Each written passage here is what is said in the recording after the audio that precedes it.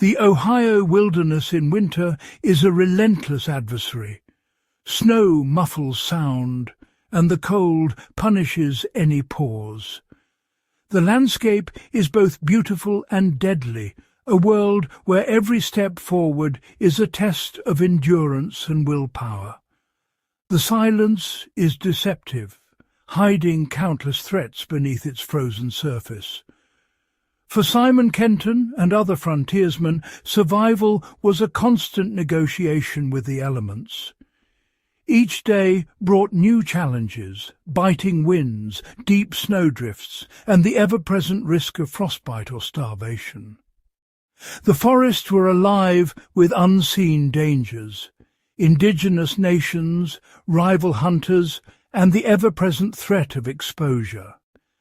Every shadow could conceal a foe, and every sound might signal danger lurking just out of sight. Lighting a fire for warmth was a desperate gamble, risking discovery by friend or foe. The faintest wisp of smoke could betray your position, turning a moment of comfort into a deadly mistake. The challenge? How to stay warm without revealing your presence. Every decision could mean the difference between life and death in the frozen wilds. The answer lay in subtlety, a hidden method of harnessing heat, learned from those who knew the land best.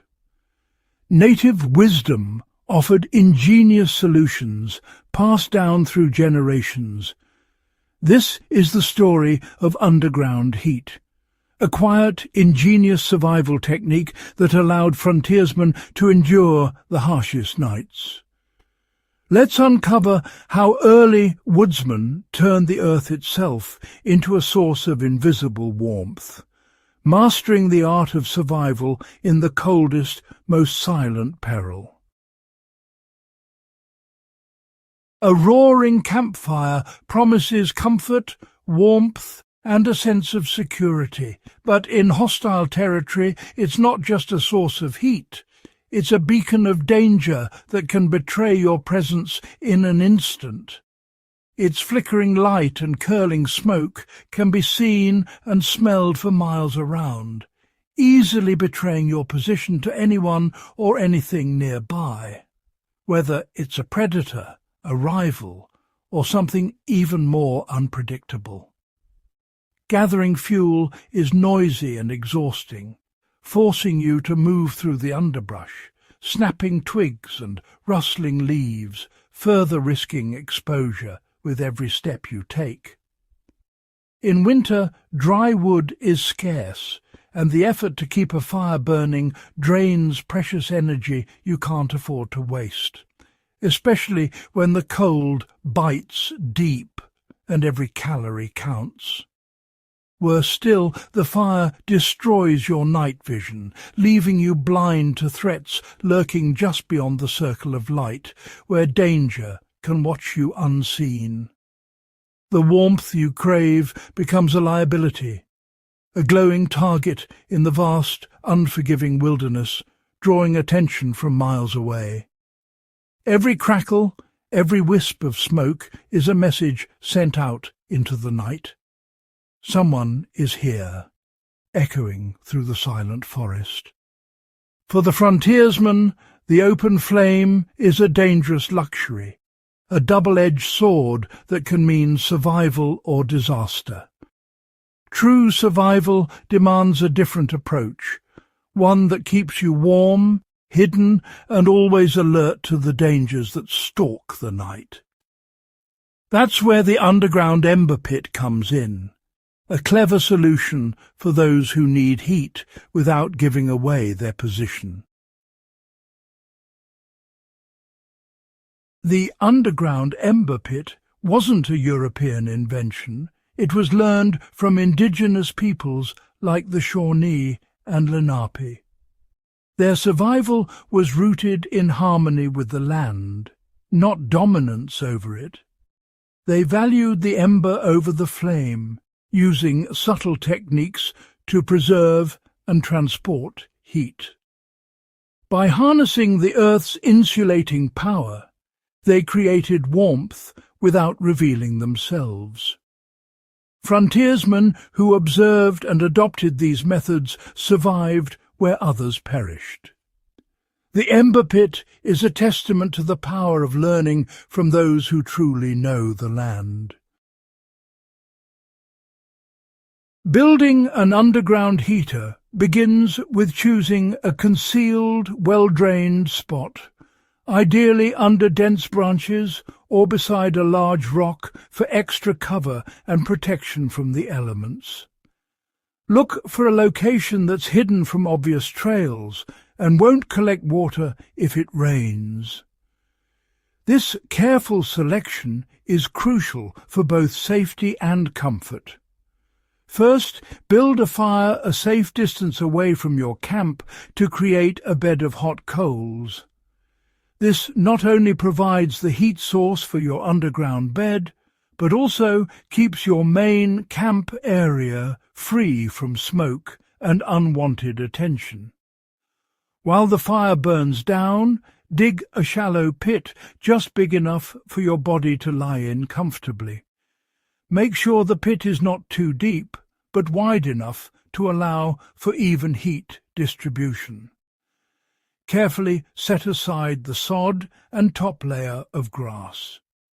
You'll use this later to camouflage your work, helping your bed blend seamlessly back into the forest floor.